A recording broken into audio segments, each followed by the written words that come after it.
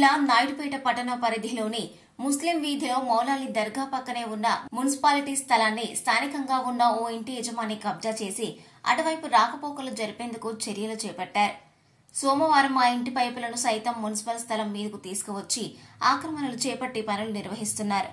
దర్గా ఆవరణంలో చిన్నపిల్లలకు పోలియో టీకాలు తదితర వైద్య సేవలు ఇక్కడే అందిస్తుంటారు. ఈ స్థలం దర్గాకు సంబంధించి కలుపుకుంటూ ఎంతో ఉపయోగకరంగా ఉంటుందని స్థానికులు అంటున్నారు. అయితే ఈ స్థలం కబ్జా చేయడంపై స్థానికంగా విమర్శలు వ్యక్తమవుతున్నాయి. ఇప్పటికైనా మున్సిపల్ అధికారులు స్పందించి వెంటనే ఆక్రమణలు అడ్డుకుని మున్సిపాలిటీకి సంబంధించిన స్థలాన్ని స్వాధీనం చేసుకుంటారా లేక కబ్జాదారులకే మున్సిపాలిటీ స్థలాన్ని వదిలిస్తారా వేచి చూడాలి.